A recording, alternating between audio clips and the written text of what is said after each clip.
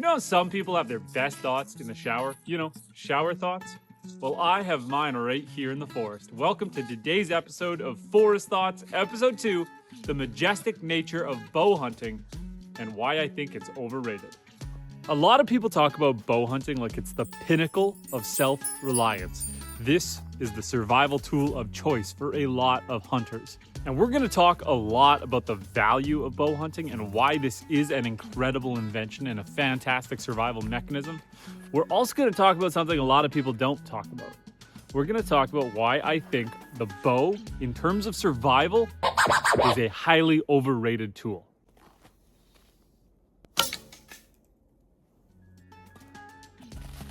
Now, I want to talk about the good because there is a lot of good that comes with bow hunting. The first thing I want to talk about is it teaches you control over your body, control over your senses, control over the weapon. Before you ever get out bow hunting, you need to teach yourself discipline. Because it is such a small margin of error, you need to shoot with perfection to stay within the vital range. It's going to require you to shoot 1,000 shots, 10,000 shots, 100,000 shots before you feel confident taking out a large game animal or a small game animal. That kind of patience can only be taught through repetition. And this process of repetition is going to teach you a lot about yourself. It's going to teach you to be patient. It's going to teach you to remain stable, in control. It's going to remind you that you need to be consistent.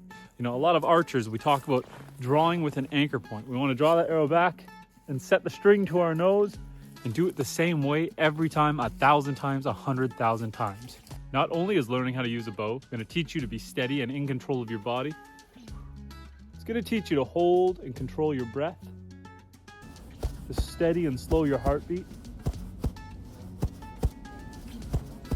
and release only when the time is right. You have no idea what it's like when the deer is 20 yards in front of you, or when it's 40 yards out and you need it to get 20 yards in front of you. When it can feel your breath before you even realize you're breathing, you need to be in full, steady control. And that is going to teach you a lot about calm, meditation, and patience. When you can hear your heart thudding in your ears and you need to steady your senses and eliminate that, push that down, find that zone, that moment, and just be one with that deer. Breathe when it breathes, take a step when it steps. Stay steady, stay patient, stay in control, read the wind, read the forest floor, hear the sounds of other animals around you, and be silent. It's going to teach you a lot about yourself.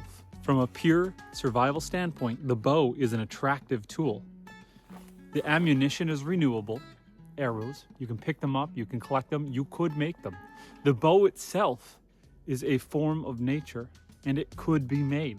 Your bowstring, if it breaks, you can make it. Compared to something like a gun, where if things go wrong or you lose your ammo, you're done. You run out, you're done. However, I would say this is all an argument for being able to make a bow and not necessarily how to use one.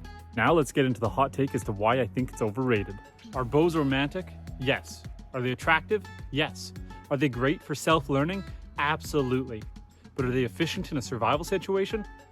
Arguably one of the least efficient. When it comes to using a bow, your margin of error is so tiny that if you're out by an inch, the deer will not fall and it will just keep going. At least with a rifle, you have dropping power. You have the ability to knock it off its feet, and it's just a lot simpler to reload a gun than it is to reload your bow. As far as a gun goes, it's as simple as pulling that finger one extra time. When it comes to bow hunting, you need to draw another arrow, re-steady yourself, reline up the shot, and at this point, the animal's already on the move. And it's gone. When comparing bow hunting to rifle hunting or using snares or simply fishing, your margin of error is so tiny that most beginners go home hungry. And in a survival situation where every calorie counts, you can't afford to have an unsuccessful hunt. And you might say, Justin, why don't you just bring a bow with you while you're out picking for berries? This is not a small item. This is big, it is clunky, it is hard to maneuver through the forest floor with this. And you might say, Justin, what if you were stranded on an island and you didn't have access to a gun? Then you most likely don't have access to a bow either. I would make a strong argument that the most efficient survival hunting technique would be using the snare wire. And I'll refer you back to episode 1 of Forest Thoughts if you want to learn how to make a snare, how to use a snare, and if you want to hear my hot take on snare wires. Now let's be real for a second. When it comes purely to survival, the bow is going to be one of your least effective tools. Sure, you will eventually run out of ammunition with a gun, and it is going to be a lot harder to make ammunition. But in a modern survival scenario, you can find ammunition at other depots, at other houses, at other camps, with other people. No more different than finding a replacement bow when you break yours. And if you're purely isolated in a survival situation, snares are much more accessible. Find some old twine, some old string, some old barbed wire, and you have yourself the materials to make a snare. And if you're in a survival situation, it's a matter of time until you get injured. And if your self-reliance is purely dedicated to using the bow and you injure your shoulder, you are not going to be able to draw a 60-pound bow back. You're not going to be able to steady yourself, and you're not going to have the control to execute the hunt. Whereas with other alternative hunting methods, such as spike pits, wooden traps, and snares, you can take your time, set them in opportune locations, and then it's just as simple as routine checking. We call this passive hunting, whereas bow hunting is active. You need to be dead silent and you need to be fully engaged. And while that is fantastic for your mental health and your physical fortitude, it is not ideal in a survival situation when every calorie counts. Videos online tend to romanticize bow hunting. I'm looking at you, Joe Rogan. The reality of it is that most of us don't have the time and resources to get dropped into an area that is dense with deer and have many opportunities to miss and continue hunting. In a true survival situation, a miss would be devastating. And in nature, you don't always have ideal conditions. You may be calling that deer in from 40 yards to 30 yards, and then the wind shifts and the deer smells you, and poof, it's gone. Or you might be sitting out in the rain, and sure, you might have a successful hunt this time, but you've done irreparable damage to your bow by letting it sit and get soaked for hours on end while you wait. And the process of making your own bow is time consuming, and you don't always have that time. It is a luxury that maybe you can get to one day, but not in the imminent survival situation. And while people think that the bow is a stealth weapon of choice, it's actually quite noisy. Jumping the string is an actual phenomenon. When you release that arrow, you make an audible sound.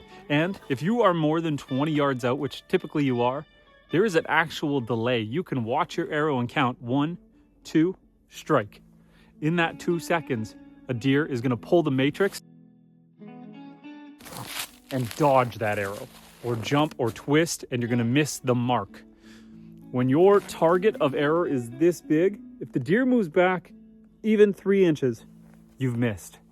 And again, I reiterate, in survival, you can't afford to miss. A lot of people say they like bow hunting because it's primitive, it's traditional, it's back to their roots. But let's talk about the arms race that is bow hunting nowadays. Most people who are out there bow hunting are hunting with one of these. This is a compound bow. Unlike the more traditional recurve bow, this bad boy is just a less effective gun. We have optical sights that have been sighted in. We have a pulley system to take the pressure off to make it easier to hold the weight. And a lot of us even use a trigger system where when we draw the arrow back, we release like we're shooting a gun. And don't forget the handy dandy rangefinder. 42 yards. By the time you realistically gear up with a $1,200 bow hunting experience, you are no longer in the realm of traditional and primitive. But I'll be honest, it does make you feel pretty awesome. If your goal with bow hunting is personal growth, connection to the forest, and a deeper understanding of who you are, then it is a fantastic tool.